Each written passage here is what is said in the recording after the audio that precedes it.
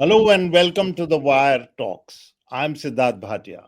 The sudden upsurge of detention and even expulsion of Bengali speakers from different parts of the country has taken everyone by surprise.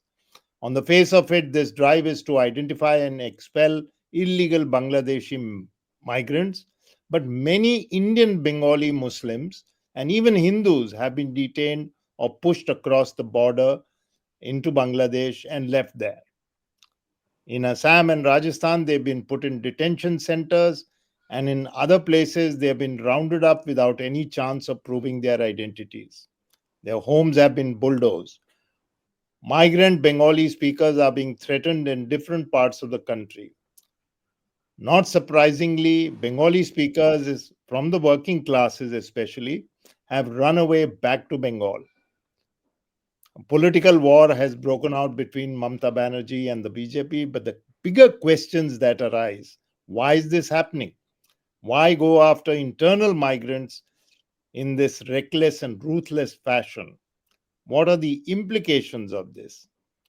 To analyze this issue, I invited Jawhar Sircar, who has been a bureaucrat and a politician.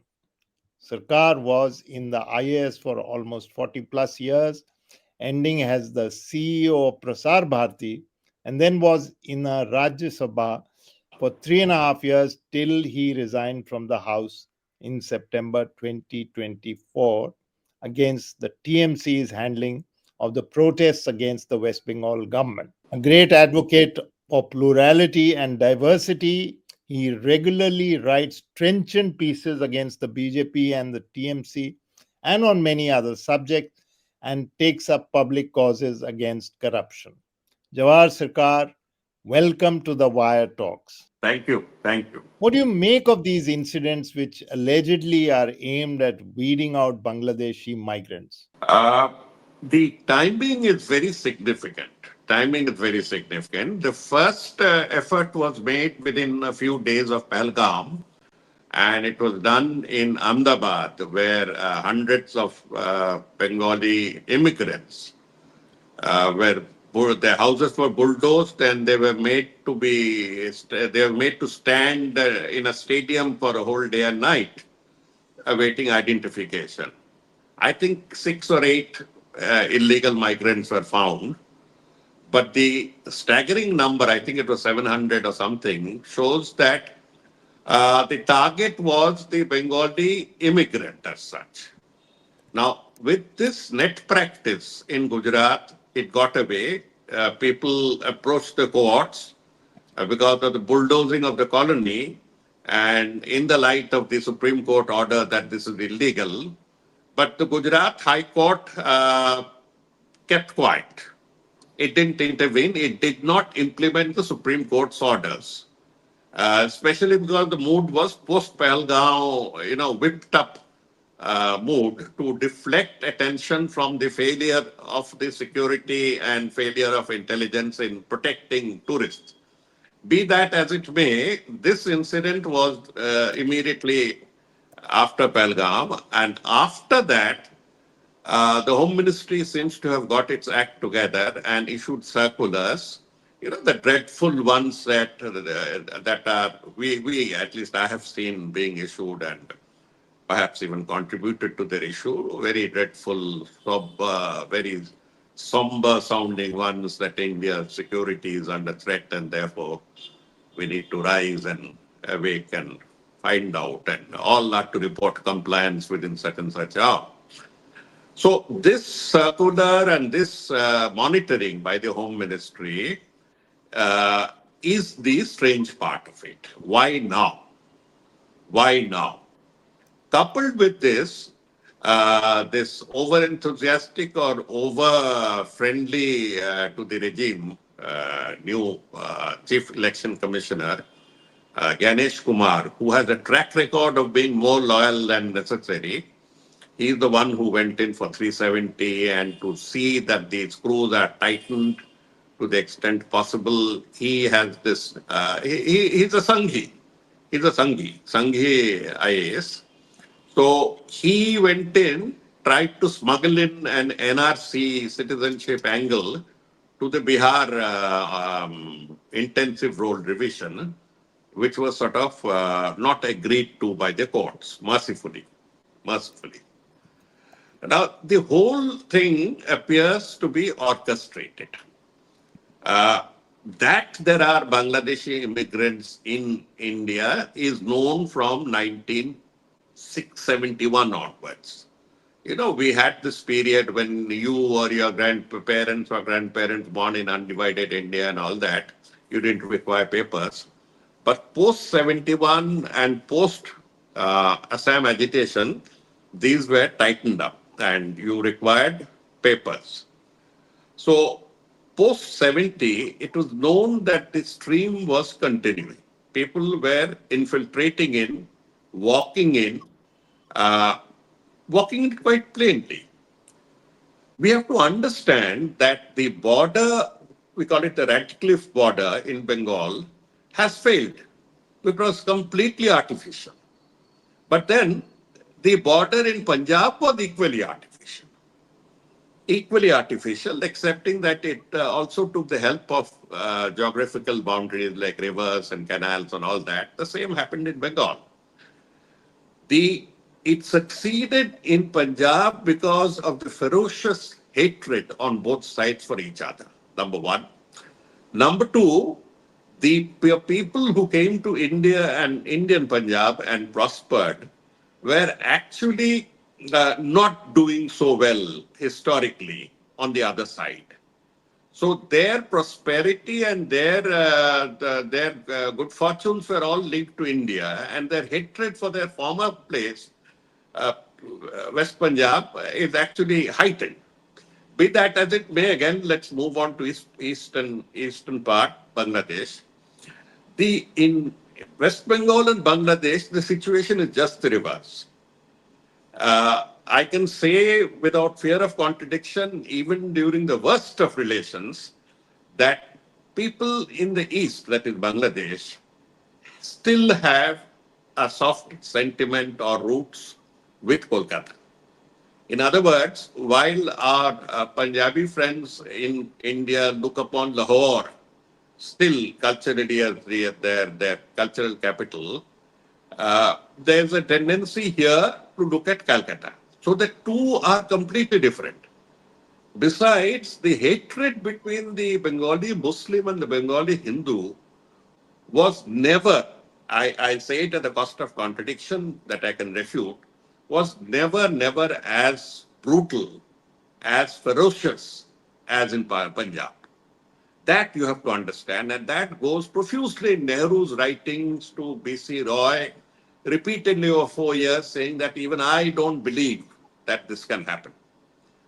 Now, an artificial border, emotional links that just can't be surgically cut off, economic um, economic betterment in the West by moving to the West, and families seared in between. My family, for instance, is one that is seared. My uncle stayed back, so I have my uncle, he is dead. I have something like 24, 26 cousins and what their wives and their spouses and their children still there, and we keep talking. We keep talking. It can't be so brutal. I don't know how many Punjabi families have this sort of a thing. No, I wouldn't say there are. That applies in Punjab. Ah, whether among the Muslim families, yes, there is transmigration going on even now, Punjabi Muslims and the same. But here it is Hindus and Muslims. So immigration has been taking place for a long time. The question is how much? The question is how threatening is it? That is the question. Now, No, there's a theory bandied by the present regime that every Bangladeshi is a Muslim and is a terrorist and is out to destroy India. Now, this is a bag full of lies, complete bag full of lies, because even after 2.5 months of the worst type of ethnic semi cleansing, if I may put it, ethnic semi cleansing, nothing was left apart from killing them. You could only send 1,500 people back to Bangladesh. with so many states, something like 13 states working jointly together, only 1,500 have been sent. The government of India refuses to release figures. Human Rights Watch has us 15, and then on calculation say the highest could be 4,000. What numbers are we talking? What numbers are we talking about? Surely the number is higher than 15 and 4,000.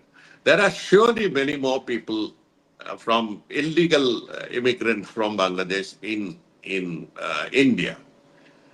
But this particular operation was aimed at putting the fear of God in the Bengali, West Bengali Indian Muslim. Now, why? The West Bengali Indian Muslim that account for about 30% of Bengal's vote, 28, 29, 30% of Bengal's vote, has never voted for the BJP and will never vote for the BJP. This 30% is a very, very big balancing factor. Now, if you can't win them over with sweet talk and with rough talk, they indulge in both. Modi himself has indulged in both. Amit Shah has indulged in both. Beat the hell out of them. Beat the hell out of them. Scare them. Scare them in that you'll have to come outside to the rest of India. You be nice to us and we'll be nice to you. That is one theory doing the round. Yeah, but that's counterproductive for the BJP, isn't it? I mean, if it does that, it will never get that vote. So, what's It the plan? is the plan is that BJP's vote in Bengal that's crossed 40% is purely Hindu, obviously. 40% of the votes cast is purely Hindu. They thought or they think that if they can cross over by another 3 to 4%, then they can negate and supersede Mamata Bannerjee's votes, which is a large section of the 30% of Muslims. Not everyone votes for they vote for others, Congress, they vote for left, they vote for anyone, but they may not win, but they have their loyalties. If they can negate the portion that Mamata Banerjee gets by just another 3 to 4% of Bengali Hindus, or because in any case, the upcountry Hindus, as they are called in Bengal, upcountry Hindus, are 99% in favor of BJP, what we call the Hindi belt Hindus. Almost everyone in favor of. I mean, openly and loudly, and they finance it also through legit way and in many other methods. It's all known.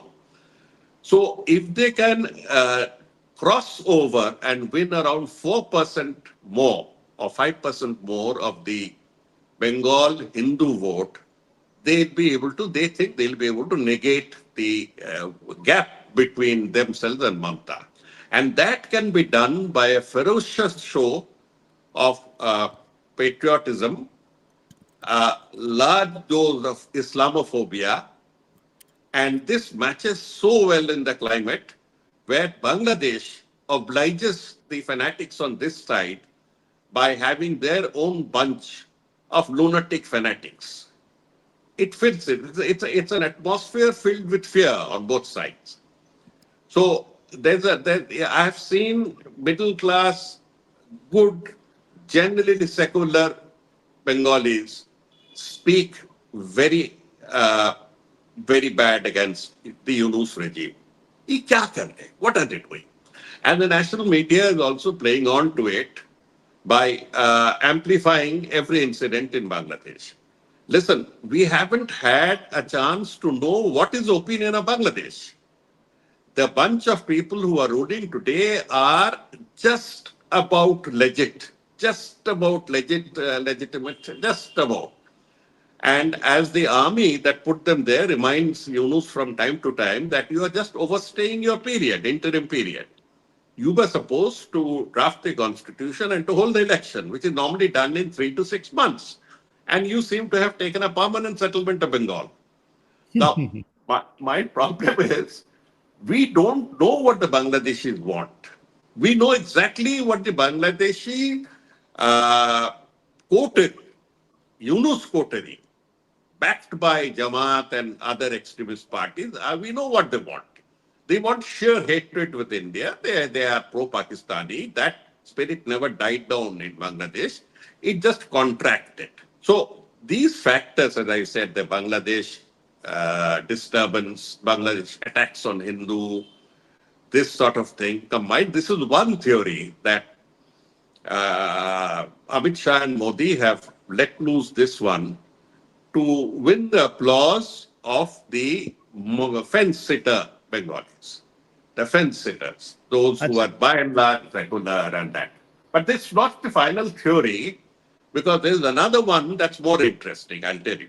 No, so before we come to that, you said, which is pretty much what you've said now, that the planned hounding of Bengali immigrants, poor Bengali immigrants, this is what you wrote, across India through brazenly biased and intimidatory terror reveal not just Islamophobic gene of the Parivar, but is a war on all Bengalis. Now, that is significant. Why do you say it's a war on all Bengalis?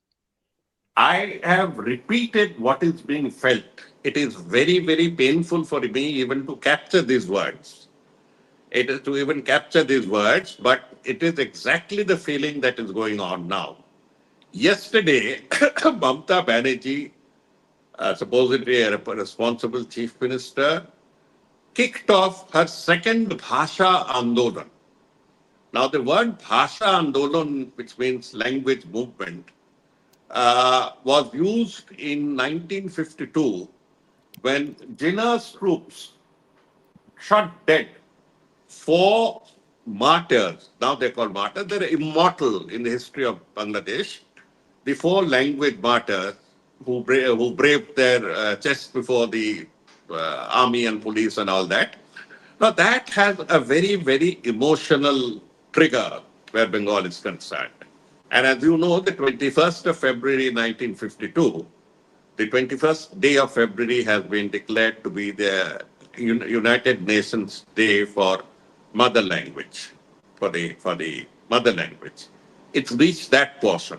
Now, the Mamata Banerjee's invocation of Bhasha Andolan, where it was क्या कहूँ, the migrants broadened the issue to cover all Bengalis. And that's exactly what she's trying to do now. Broaden the issue to say that, listen, this is not a time to clap because somebody has replied to Yunus and the Jamaat gangs part gangsterism in Bangladesh.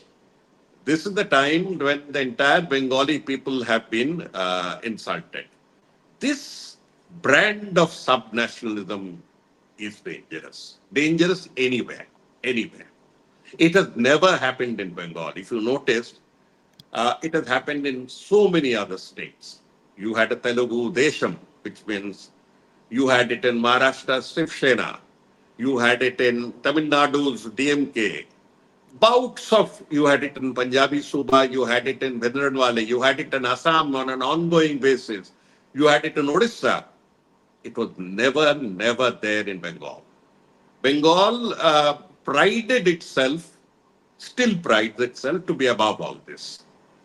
Uh, the proof, well, 70 lakh people are there in the Calcutta metropolitan area and a little beyond. 70 lakh people who freely speak their mother tongue and have never, never been discriminated on that ground.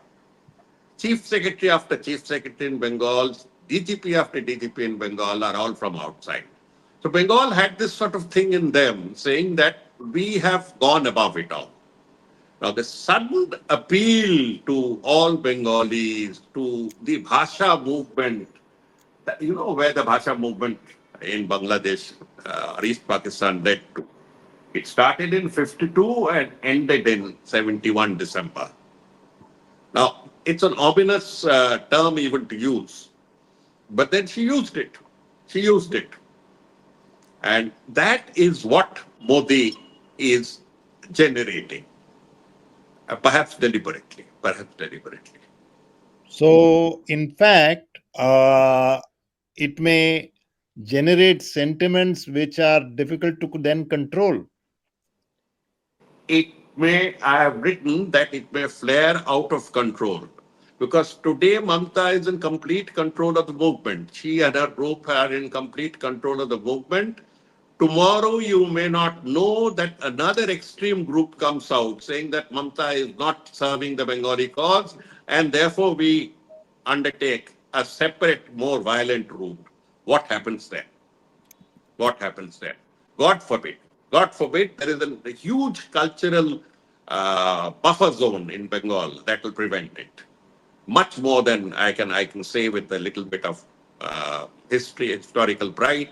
A buffer zone that's much wider than in many other states. They don't come down to caste and region and things like that. They talk of world revolutions and a lot of other irrelevant things, but they don't come down to these things. But if the chief minister is taking up the issue not as an unprovoked assault on migrant labor. Now, listen, there are three categories of Bengalis who are settled outside. One are a lot of permanent people who've gone there during the British era, even before, during the Rajas in Jaipur, in many other places. These are what we call the old grand Pravasis of Bengal. They are there for three generations, five generations. That's one. Many of them, all of them know the local language better than Bengali, but they have stuck to Rabindranath and Nazrul, whatever. The second group is one that goes for work, the executives, the bank officers, the private sector company officers, and others of all classes. And most of them would like to come back home, but if they find a plot somewhere else in Andhra or in somewhere else, or if their daughter marries a local, they stay back, something like that. So it's pretty open about that. So these are the two classes. The third class we are talking about is the seasonal migrant labor. This seasonal migrant labor is a relatively new thing. Bengal has seasonal migrant labor coming from other states, especially Odisha and Bihar. But today, Bengal is sending seasonal migrant labor outside, is bound to send. Why? You have seen the systematic manner in which that seasonal gap of 100 days labor, that is Narega, was deliberately stopped in Bengal for the last 3 to 4 years. It provided a necessary gap, necessary filler for people who had no work during 70, 80 days. This group has to go out. And coincidentally, these groups are mainly from those districts like Murshidabad, Malda, Birbhum, Nadia, and others that are predominantly Muslim always. They were predominantly Muslim before independence also and continue to remain. They refused to come over, cross over, and join East Bengal, East Pakistan, or Bangladesh. They said, why the hell should I go? I mean, this is my land. They stayed back. They are the skilled masons who are required for the buildings of Bombay. They are the skilled electrical engineers. They are the skilled goldsmiths that are required. So this is the group that is being attacked. That is being attacked. And attacked deliberately, mercilessly, and ineffectively. The result of people arrested to the number of people identified and deported is so minuscule that government of India is refusing to really reveal figures. It's It it's may it's a be, hmm? it may be so, it may be so, but as you said, when things get inflamed, you never know where they lead. But before I follow up, because I think that that is a thing that we should concentrate on. Uh, you mentioned Bangladesh, which you have touched upon. Is the what's happening in Bangladesh also kind of playing into the hands of this BJP government? Yes, yes. The BJP government has, or rather, let me be more frank. The government of India, even before the BJP, during the UPA period as well, ever since Hasina came to power for the second time, been taking patronizing role there. Now, once the BJP came and started its depredations upon Muslims, one thought that Hasina would break off or go in for protest. But surprisingly, Hasina went in for even a deeper understanding with the communal government in India. Now, that did not go well with the Bengalis on the other side. I mean, the Bangladeshi Muslims. They did not like it at all because Bangladeshi Muslims were by and large reactive. One of the major riots started after the Hazrat Bal incident in Srinagar. Yeah. Another major riot started after Babri Masjid. So they usually reacted to Indian riots, Bhiwandi riots and all that. So they were a reactive, they were not a very proactive, righteous people as such. So they didn't.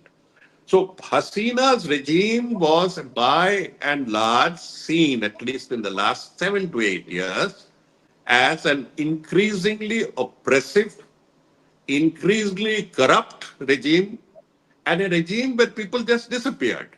And this was the regime that India was supporting. I had retired mercifully by that time. I had retired stroke resigned mercifully from government by that time. And I was reporting back that for God's sake, take a human look at the people of Bangladesh. Don't take a regime centric look. It didn't work. The Foreign Service establishment went on supporting, and not only the Foreign Service establishment, another establishment took over.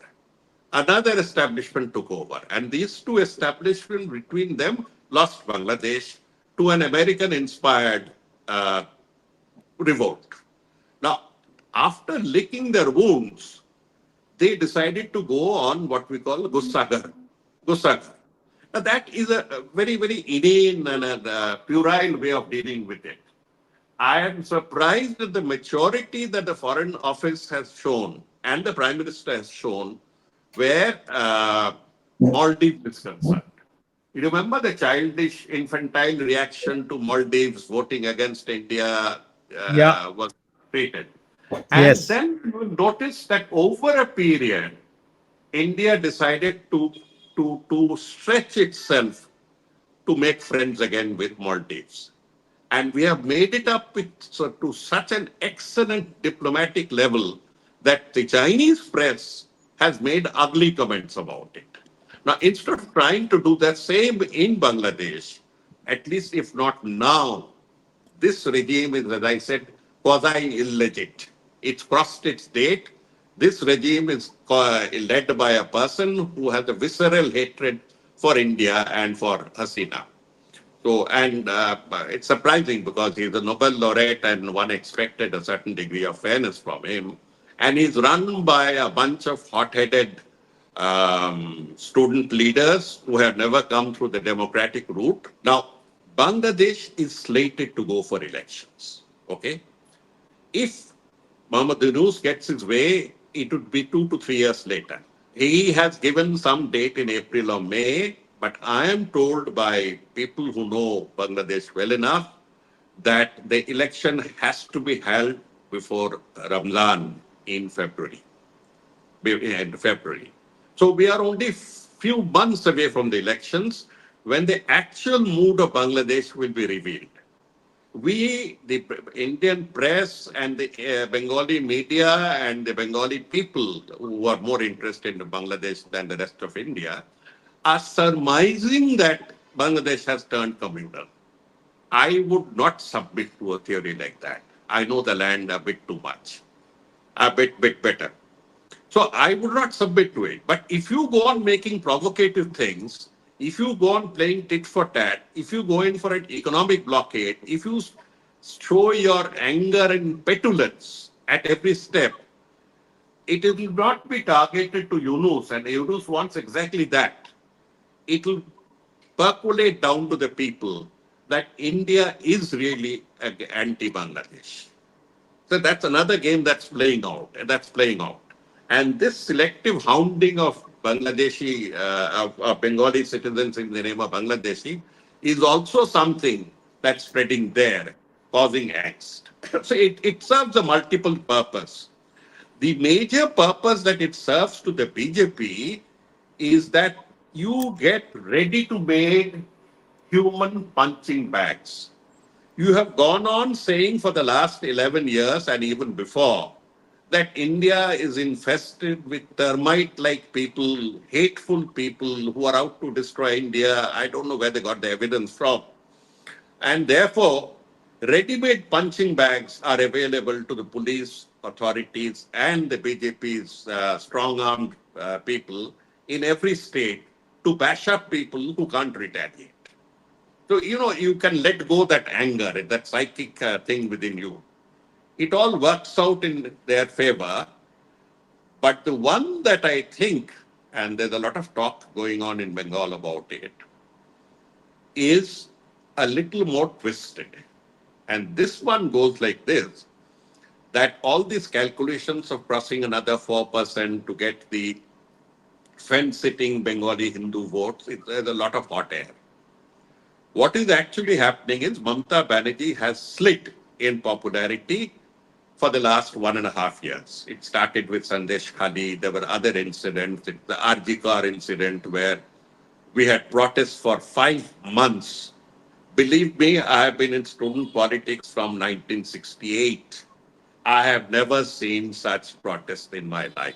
I have never seen such protests, such spontaneous, vibrant, and real protests. I quit the post of an MP when I saw people all around me. It's such sheer organic unity against the government. So this sort of thing is going on in Bengal. First it was then it was RG car, and then it was the cash for teachers post scam, Yes. and now there's this rape of a girl in a law college. All these incidents had put Mamta and her goons. She has a lot of goons, much too many goons for comfort, on the back foot. Modi, I think, is tangentially handing over the Bengal elections to her. One question: why is he doing so? He is doing so, if this theory works out correct, he is doing so because he knows that he will never be able to win Bengal. Whatever it is, that last mile connectivity will not be there because of what is said in Bengal about 200 years of anti orthodoxy, 200 years of anti casteism, and all that. So he'll never be able to get through. What he can get through is the second biggest opposition party to destroy opposition unity. To destroy opposition unity. Now, this one is a bizarre theory. If you sit back and think it out, it is not as bizarre as it sounds.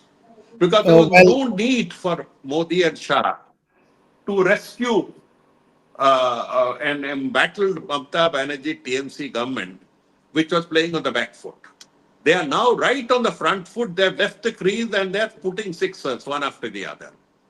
Who allowed it? The real issues of Bengal have been thrown under the carpet, and even the Bengal BJP is worried, very, very worried.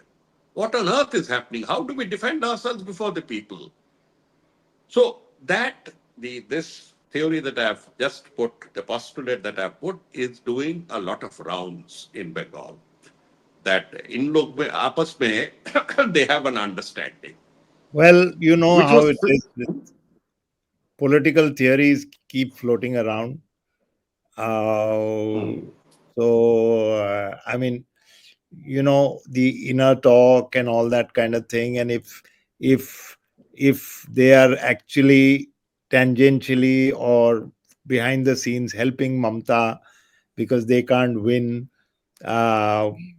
these kind of talks, I think one way or the other, as you because the theme of what you're saying is appearing to be that there is an unfortunate possibility that a conflagration may break, because this kind of thing can't go on for too long, this hounding, and that is, I yes, think, the nub of the entire issue here.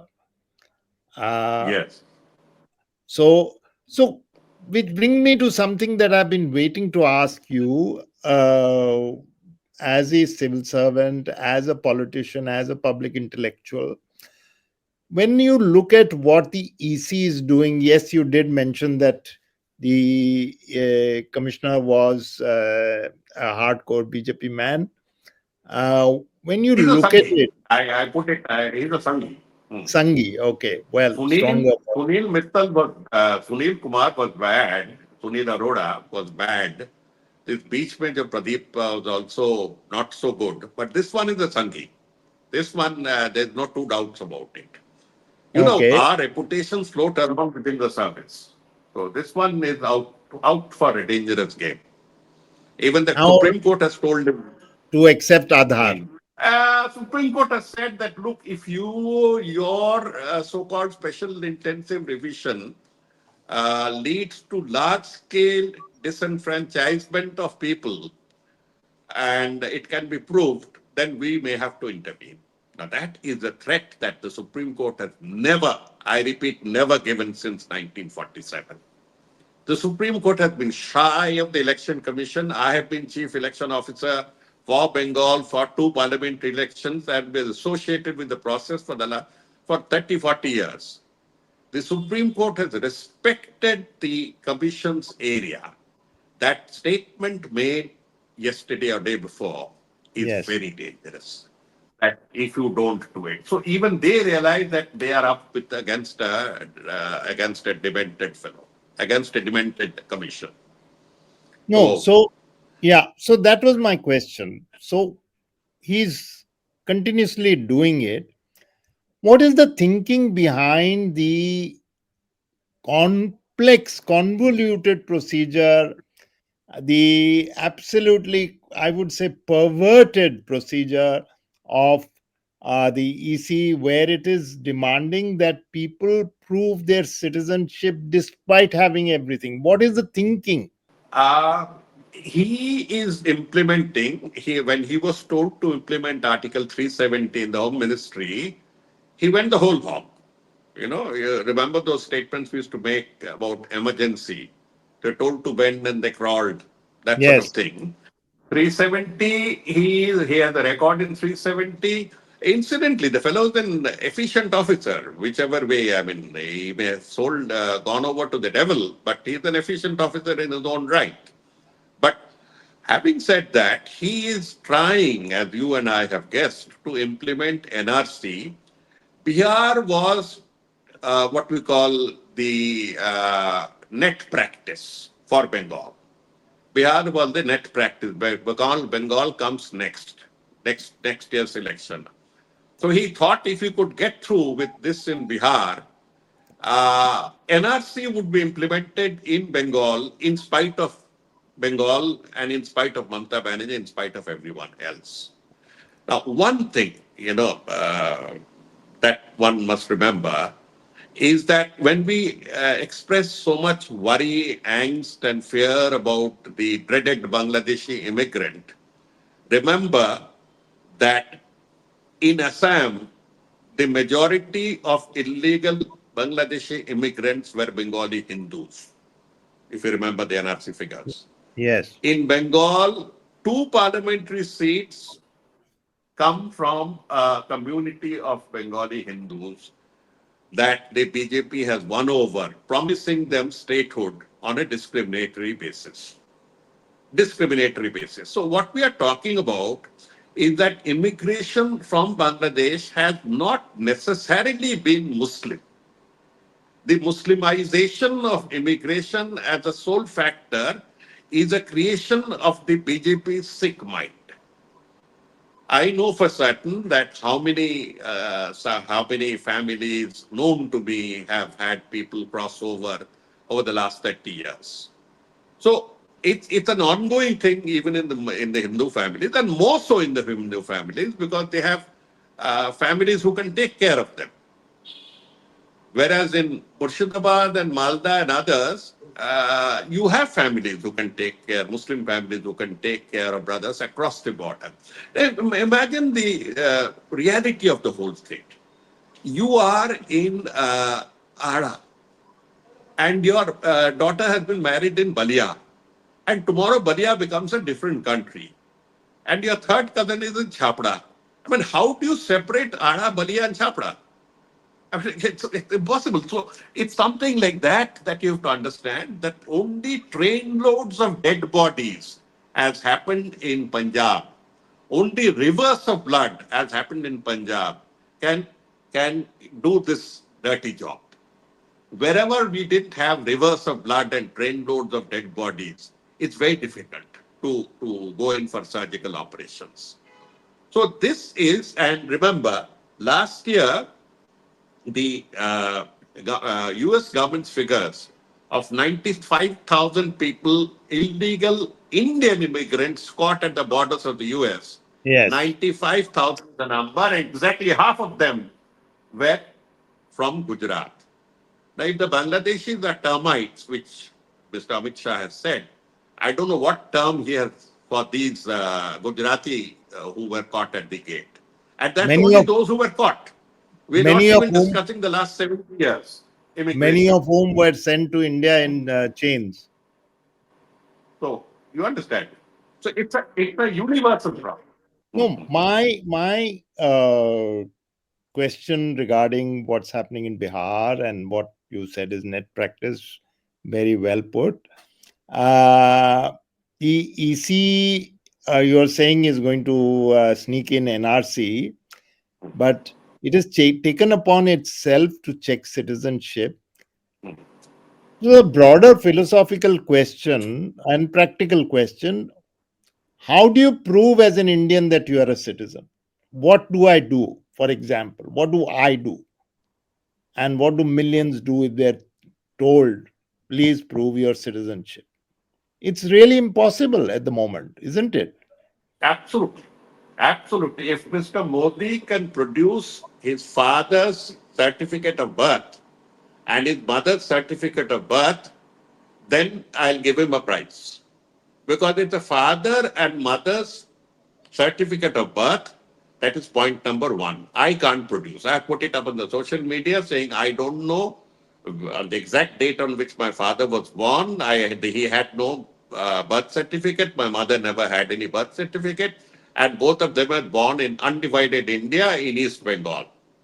I have no birth certificate. I'm sure you don't have any birth certificate of the Not type and they. not at all in my hand. No.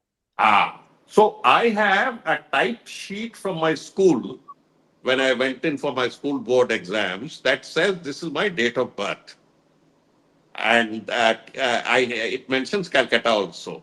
So if that piece of paper is accepted, I am a citizen, or they can evict me to the US or somewhere, or maybe to Seychelles, wherever they feel like. So you're The choosing entire nice people. idea, and when they do NRC in Bengal through proxy, that the plan is when they plan to do NRC in Bengal in proxy, the funniest thing that will come out is something like Assam. That the largest number of Bengali, Bangladeshi immigrants are Hindus. Are Hindus. Otherwise, why on earth did you need to bring in that discriminatory citizenship amendment? You know it. You know it for yourself. That's why you brought it. You are openly saying that अभी अभी implement कर दूंगा तो बेटा तुम लोग को सबको मिल जाएगा सिटीजनशिप सर्टिफिकेट ये सिर्फ 11 साल हुआ ना हमें और तुम 11 22 साल दे दो हम कर देंगे that they are on record. So what illegal immigrant are you talking about? Are you talking about are you disguising your Islamophobic hatred under the name of illegal immigrants? Or are you being clear that any Bangladeshi who has come in, who has crossed the line without documents and has not registered or has not been granted citizenship certificate before the amendment, is an illegal immigrant, irrespective of whether they are Hindus or Muslims? It's a complex problem. It's a complex problem. At the present playing out of the problem is actually helping only Mamata Bannerjee.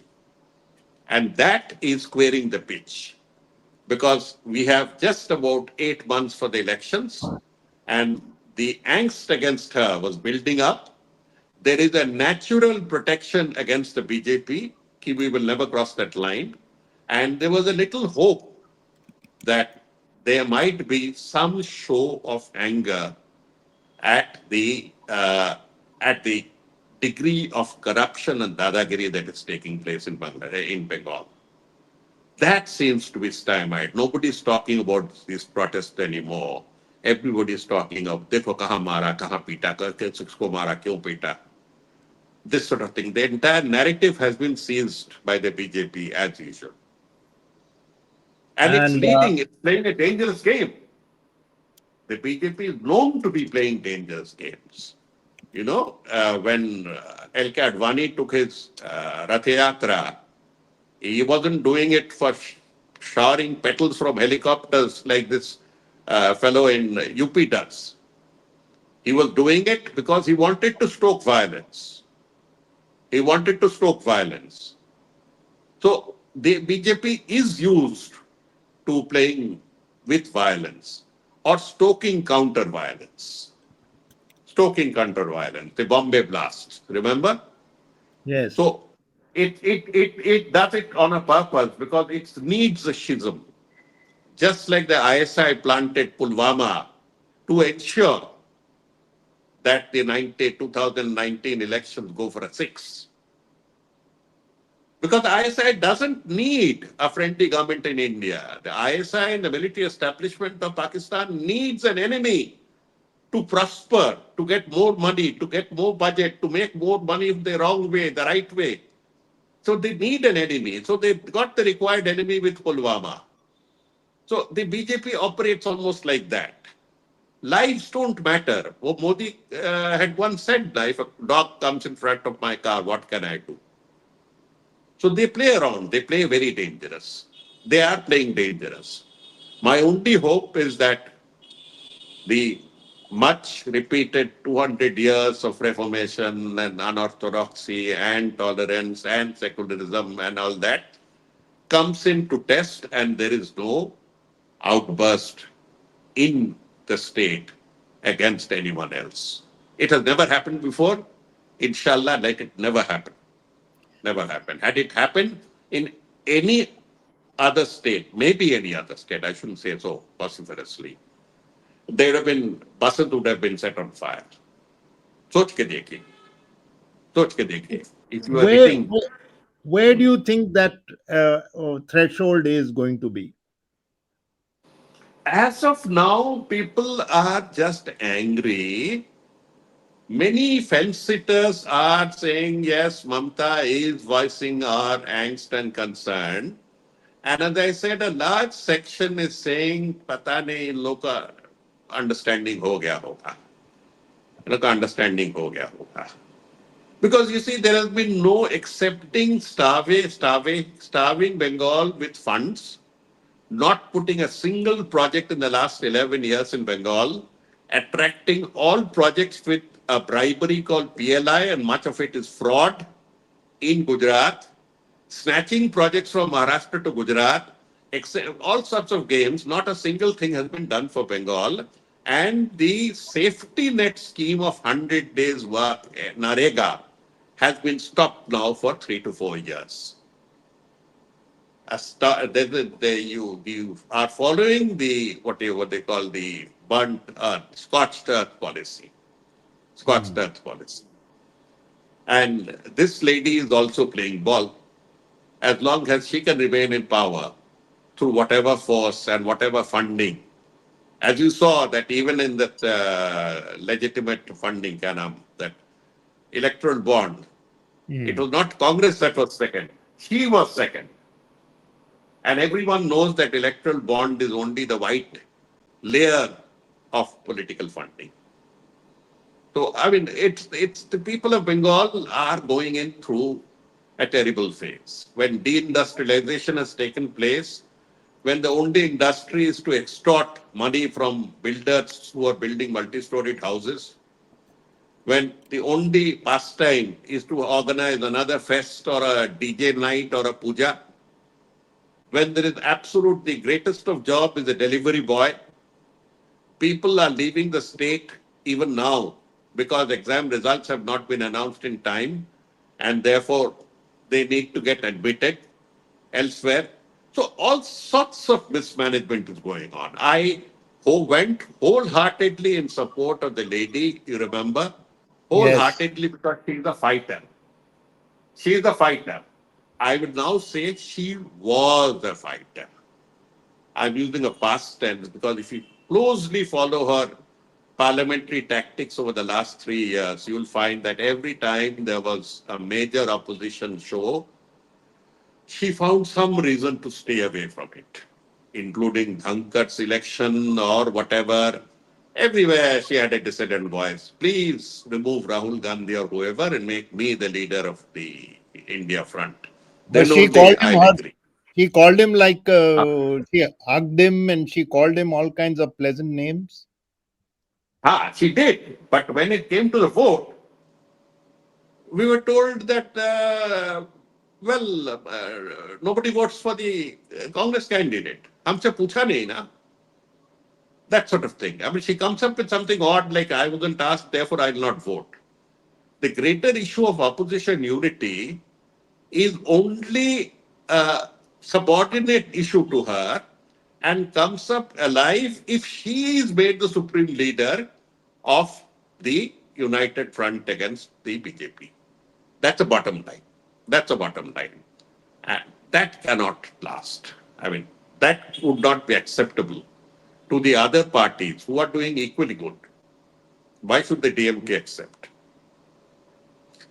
Why should the AAP in its still form accept?